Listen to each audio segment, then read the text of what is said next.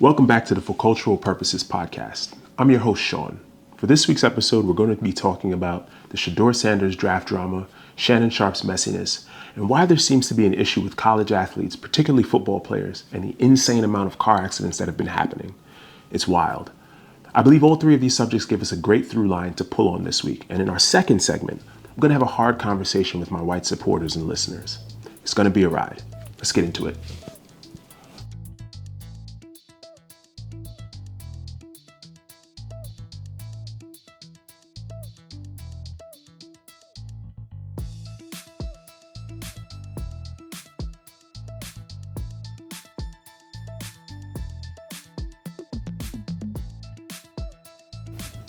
A few weeks ago, we watched the Shedeur Sanders NFL draft drama unfold. Some people say it's because he failed in pre-draft meetings. Some say teams were concerned about his father Deion Sanders' overreach.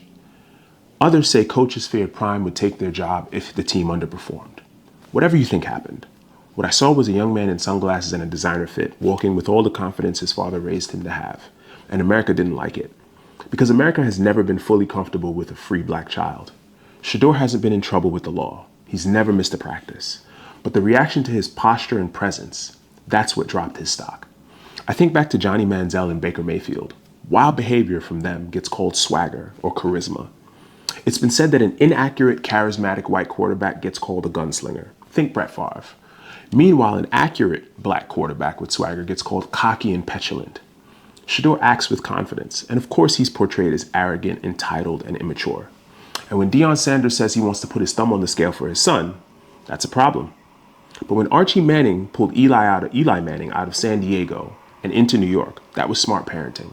We say we want black fathers to show up, but when they do, it's too much presence, too much voice.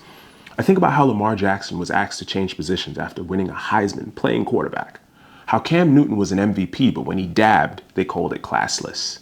You have to be LeBron good to even start being yourself, and even then, they will still come for you. So when Shedeur walks in with confidence and clarity, when he plays the part and lives the part, it's too much. Because he's a black kid who doesn't need white validation to feel complete, and that's threatening to the system. But this isn't just about Shedeur.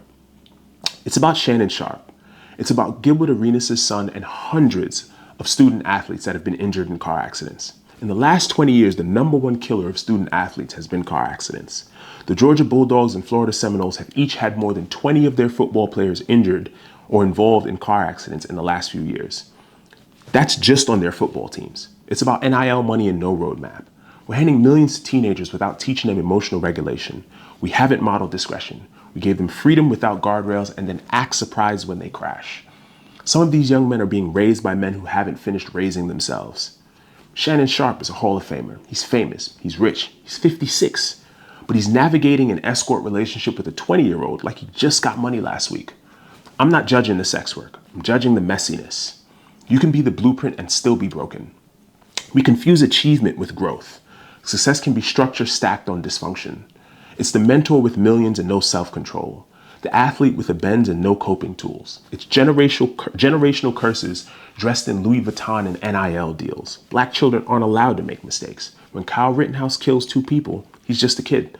But Trayvon Martin, he gets killed for wearing a hoodie and we're told he should have handled it better. So yeah, here's the question I want to leave you with. Why do we cheer for them to win but punish them when they celebrate? Maybe it's because we never meant for them to be free.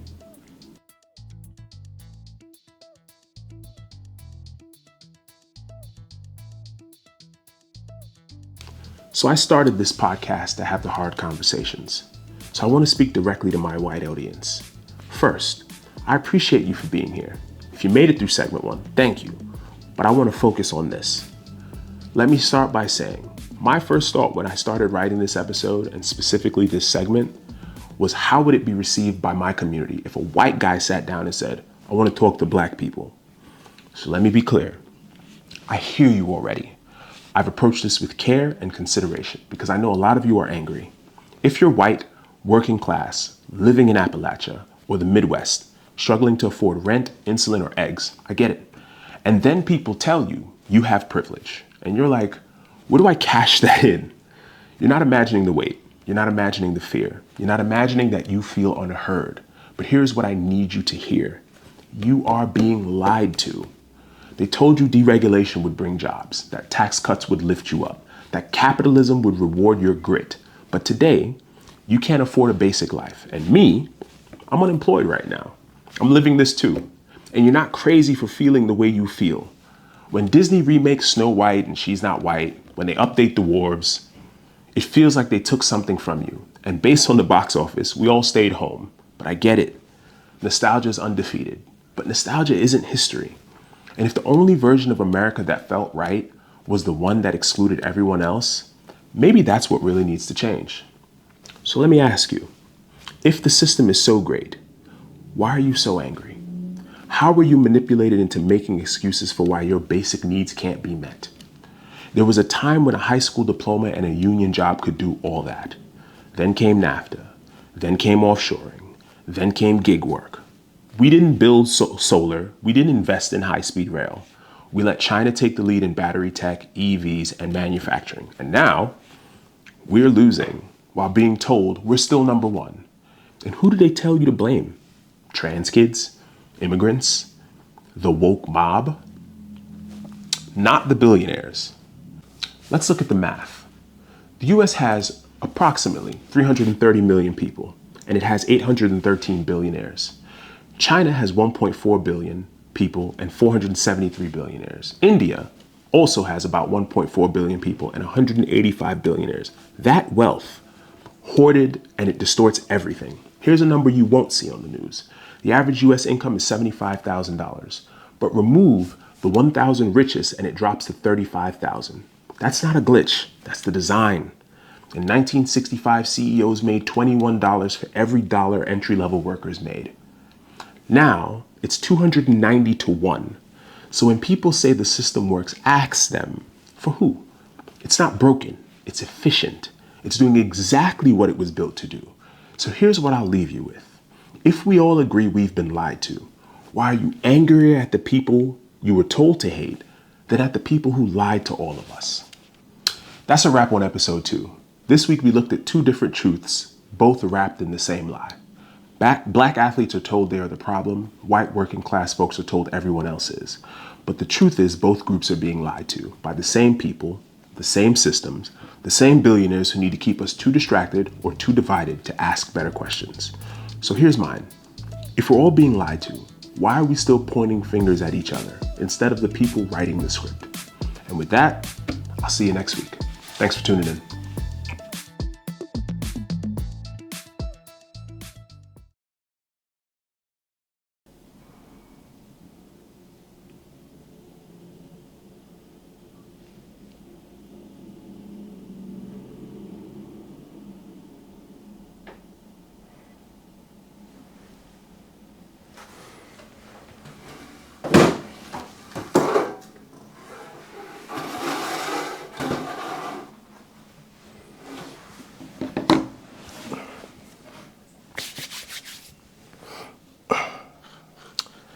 Hey guys, real quick.